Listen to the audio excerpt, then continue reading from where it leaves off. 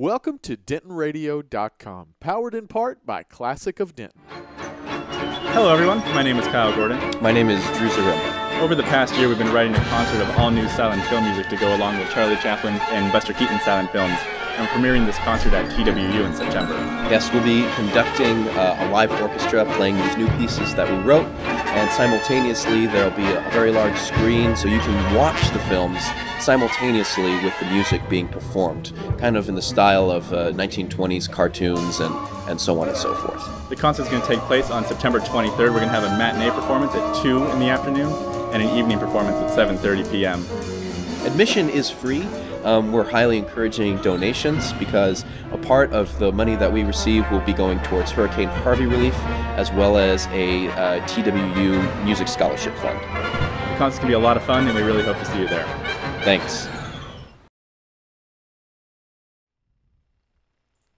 Well, hey everybody, we are in the studio live with a couple of guys I've really wanted to get on Denton Radio for a very long time, so I am super excited to get to do this today. We are sitting down with Kyle and Drew, some of the most talented guys I've gotten to observe from afar and now get to observe them up close, so super excited to get to have them in the studio. Thank you very much for being here, guys. Oh, thank you so much for Our having pleasure. us. Thanks, Jake. Really, really appreciate it. And I've been, Drew, specifically of yours, and I got to find out about Kyle through you, have been a big fan of yours ever since I saw you win the grant at UNT on the Square a couple years back. Thank you. And you've been kind of a big gem over at UNT for quite a while. I've been very fortunate to do a lot of amazing things with the help of some wonderful people, and I always forget to say this, but with some amazing educators over at UNT, namely Rich DeRosa, John Murphy, Jay Saunders, just to name a few of the amazing people who I owe so much to. Well, and he's so humble about it too, ladies and gentlemen. So Please. So, guys, go ahead and give us a little bit of your background. And, Kyle, we can start with you about where you came from, how you got into all of this, what you guys do for somebody that hasn't heard of y'all before. Yeah, so I'm from Los Angeles, and I was mainly a bass player through high school doing jazz and classical, and came to UNT, and I always knew that I liked to write. I wrote for combos and, some extracurricular jazz programs. Mm-hmm. But here with just an abundance of big bands and musicians, it's kind of hard not to try and write something for them. Right. So I think I remember bringing in like my first chart to Rich freshman year, and it was just abysmal. It was just, as the first one usually horrendous. But, Rich was super supportive kind of thing, and he's my main professor and Drew's too. Cool. And so he kind of just fostered this whole writing bug, and it just kind of snowballed to where I am now. Awesome. Yeah. Very cool. And you're at UNT. Yeah, master's program and teaching fellow for the program. Wow. Well, and everybody always comes in going, man, I hear, because they come in here to the Discover Denton Welcome Center and they go, man, I hear about all this jazz and who are the guys that, like, man, it's just so famous. I hear about it all the time. Man, can I see some of these people? These are them. Like, these are the ones everybody's talking about. So, Drew, a little bit about you. Sure. I'm originally from Southern California as well, the Anaheim area. And when I was started playing piano and saxophone from a young age and moved to Belgium when I was 12 and started writing over there, came to North Texas to try to be in the 1 O'Clock Lab Band like many others do as well, and caught the writing bug as well. They sight read whatever you put it in front of them. Yeah. Cool. I want to do that. And that slowly turned into a love and passion that is now a career. I've been out of school nearly 2 years, and this is what I do for my living. I'm a freelance musician. I write and play and do some teaching. So. Very, very cool. Well, we're getting comments coming in. John Storino, thank you very much for watching. Oh, Storino, baby. And we are getting all these comments. If you're watching on Facebook, we're going out on DentonRadio.com, YouTube, Twitter, and Facebook. If you want to get on Facebook, on Facebook.com/DentonRadio, you can type in some comments, ask these guys some questions, interact back and forth. It's your one opportunity. They're going to be too big and too famous to do this at some point. So, anyways, so tell us a little bit about the show that we've got going on Saturday. Yeah, so this show kind of originated almost like a year and a half ago, around the time UNT had their 150th anniversary celebration. And I learned the story from Christopher Walker, actually, about Professor Graham, who was a professor at UNT, and he was a music theory professor, I believe. And he would write a new show of silent film music, and he'd write a new show for that like every year and invite the entire student body out and big screen, and they'd perform it all live. He'd also write music for dancers, and I think just for like some actual like visual art. And so we just thought that was a cool idea to try and recreate, and so we decided to do that. It's really Kyle's baby. He thought of the whole thing and brought me on a little later, which I'm very happy that he did. It's a super fun project. I myself have never done anything for film. Is it your first time doing something for film? Especially at this scale. So it was a little daunting for sure, because usually we just write absolute music, no not for theater or film. So this is it's a great opportunity, and showing developing a different skill really for us, as well as expressing ourselves artistically. Super cool. So you guys were, you came to UNT as performers. I mean, you performed in 1 O'Clock Lab Band, all that kind of stuff, and now you guys are writing and perform and doing the whole gambit. But tell us a little bit of what that journey was like. Coming here to UNT and now becoming a writer and doing all those kind of things. Was writing always the end goal? I think I always thought it would be like half and half, and because I love playing, and that's what I did mostly before I came to school. So I made one of the 7 O'Clock Lab Band or whatever, and played, and then I saw someone just bring in a chart one day, and I had done a little composing, not a lot, just some, and then once I heard my piece that I thought wouldn't sound good sound like okay, I was like, oh, this can be done. This can be done. And then that turned into more charts, and with help of some instruction, and they got better and better, getting to record with some of the lab bands, and that whole process turned me into a writer now. And so that's how I make, I'd say, most of my income, or at least maybe 70% of it nowadays. So that's what it turned into for me. Yeah. It's pretty much a similar story, and especially like a distinction between like jazz and classical musicians. It's almost assumed that if you're a jazz musician, you compose. Right. Like you write your own tunes, you contribute to this body of work. So it was never like really a separate thing so much for me. Like, we were encouraged to write and to play. It was the whole like package of what we were doing. But once you start venturing into the large ensemble stuff, it's not that you don't want to play anymore. It's just it takes so much time. Like, I think my film for this took 3.5 months to write for 20 minutes of music. Yeah. And it takes a long time to sketch and to orchestrate and to edit and to make sure when all this is. When he hits his head, there's got to be a crash cymbal, and you got to time that out perfectly so it doesn't mess up. So that's cool. That's really cool. Well, you said, the process of playing versus writing. You said a quote that was pretty good while we were kind of prepping just before this. Oh yeah, and that we can thank Rich for this one too. We like to express ourselves as writers because there's just more options. And so the metaphor is, instead of when I'm a saxophone player, I just get maybe red and orange, a few colors. But when I'm composing for the whole orchestra, I get the whole palette. I get Roy G. Biv and then some, And so it's a really it's a different, and I think for me personally, more expressive way to write and to express myself artistically, really. Yeah. So. Super cool.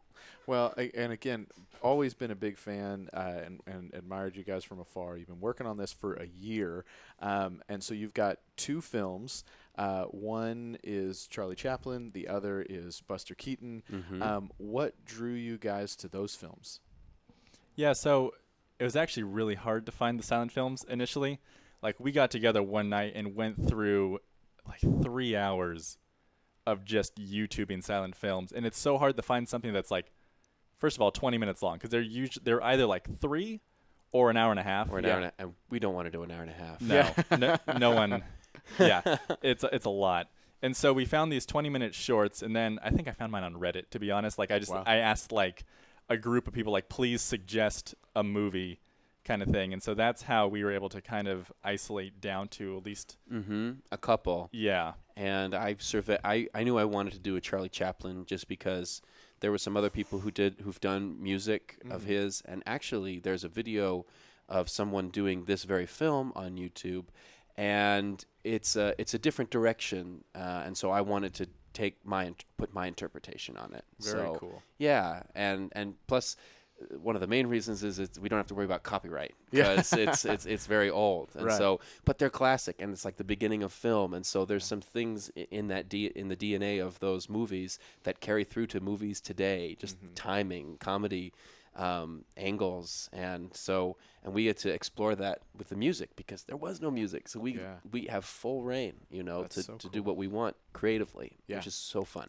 Well, what I love about this is that sometimes when you pitch to somebody, maybe a young kid or somebody who loves music or is looking for something to get involved with or something like that, and you say, oh, hey, we're going to do classical instruments, we're going to do this, and they go, and their eyes roll and think. We say, hey, we're going to do a comedy film. And then you can kind of hook them, So my guess is there's going to be a lot of people that are going to go, hey, this is going to be a funny experience. This is going to be a night out. This is going to be this. This is going to be that. That are going to get to experience a whole new set of music that they hadn't previously gotten to enjoy. We sure hope so. And it's going to be this really cool bridge. I'm just super excited about this event. Yeah, and that was our intent, was to not create something that was so music centric or really film centric. To be honest, like, a lot of the times when we write music for music's sake, it's all about how that art is portrayed, but this is more trying to be like an entertaining event, and every element of it is like really artistically. These films are beautiful, and they're cutting edge for their time. Sure. And the music, we spent a lot of time crafting this to be like accurate and to really kind of add our own voice to this whole thing. Yeah. But it's supposed to just be, you're not even supposed to notice any of that, really. It's just supposed to be a fun night. Yeah. We hope people come and pack it out. Because that would be fantastic. Yeah. So it's this Saturday. So it's tomorrow. If you're watching this live, and if you're watching it in post, it's Saturday. Don't lollygag. It's quick. So yeah. And it's going to be at TWU, Margo Jones Performance Hall, which is super, super cool. You guys have some TWU performers. You're contributing to the TWU Music Scholarship Fund. Yes. With the donations that hopefully we receive from the people who attend. Yeah. It's a free concert. Which is let's camp out there for a second. So completely free show. Anybody and everybody can come and enjoy this. There's no cost whatsoever, no pre-register, no nothing. Just show up. It seats 1,000. So hopefully you don't have to turn people away or anything like that. I shouldn't hope so. And actually, I do hope so. I take that back. Yeah, I hope we have a wonderful problem to have. If the fire marshal is watching, they're going to cap it at 1,000. If the fire marshal's not watching, there may be some standing areas. I don't know. There you go. But 2 p.m. and 7:30. 2 p.m., 7:30, whatever works best for your schedule. And again, no cost. So if there's somebody that you want to try and get into classical music, if there's somebody that just wants to laugh, if there's there's such a cool crossover concept. So let's back up and talk a little bit more about TWU, because you were talking about how the relationship has been awesome. We are so grateful, especially, Dr. Youngblood for even just entertaining the thought of having non-TWU people there to put on a show there, graciously letting us use their rehearsal space. And we have to have a huge shout out to Jerry. Yes. Because without Jerry, this whole thing, Jerry is the stagehand at Margo Jones. And he has been so sweet, so supportive. This project would have never gone anywhere without him. And so, and he's been there every rehearsal, helping set up chairs, set up music, music lights, and has been our strongest ally through this whole thing. Yeah, it's been wonderful to work with him. And Danielle Woolery. And Danielle Woolery, who's another course. professor at TWU. So her and Dr. Youngblood both really just kind of... They gave us free reign. They gave us a blank check, essentially. Yeah. And so we're incredibly thankful to TWU and that staff for supporting us. Yeah. And I hope this brings a lot of people into TWU. Yeah. Well, and not a lot of people know, because UNT, wonderful music program. I mean, world-class music program. I'm a UNT alumni. You're a UNT alumni. You're getting your master's degree from there. All that good stuff. all the love to the UNT music scene. But we have two universities here. TWU also has this rich music history as well, which doesn't always get all the attention, understandably, because UNT is like rocking the world right now in, A little in bit. music. TWU would be I think much more known if Yeah. UNT weren't right around the corner. Right. Which and this is, I think, such a good example of how well these universities work together and the collaboration that can happen and all that really cool stuff. But one of the things I think that's super cool is that you guys have TWU students playing in this performance, which is just cool as heck. That's important to us, and it was important to the professors who allowed us to use TWU. This should be a North Texas combined orchestra, So it's unity on that front is important, and so that's why we went for that. Yeah. Well, and I think that's a cool thing a lot of people are going to get to walk away from is going, oh, wait, TWU's got some music going on too? Wow. Yes, this they is do. really cool. Yes, and they do. led by you two, I know it's going to blow them away. Am I fangirling too much, guys? Anyways. No, please. Yeah. Well, guys, really appreciate y'all coming into the studio. Again, it is tomorrow, 2:30 and 7. Other way around. 2 and 7:30. That's it. Got it. All right, 2 o'clock and 7:30. TWU, the Margot Jones Performance Hall, right? Free. Free, absolutely free. FREE, and it's 2 20-minute films. So we're talking 40-minute performance. Yeah, there's actually Kyle did on the fly another one last minute. So Oh, it's a, cool. Yeah, it's a- there's it's one a- more film. It's a 4-minute. You, Diane. Yeah. It's like one more film in this show. I found an animator that I kind of knew, like a friend of a friend who was in USC or CalArts actually, and he just did this like beautiful watercolor animation cartoon kind of thing About And a rock. Yeah, It's so cute. it's so cool. And his name is Seth Boyden, actually, the animator and director of that film. But that one actually has sound in it. That's the one like not silent film that we were doing. Oh, that's and cool. there's no audio like talking, but there's sound effects of like the world that this rock is going through, kind of thing. Cool. And so we'll have the sounds being pumped into the hall. It is a sentient rock. We should mind. All right. Yeah. We should note that. So it's been Very a lot cool. of fun. Awesome. So about an hour total. It'll be just shy of an hour if Yeah. we do it right. Awesome. Well, it's going to be really, really fun. Super fun way looking to spend forward your to it. Saturday. Yeah.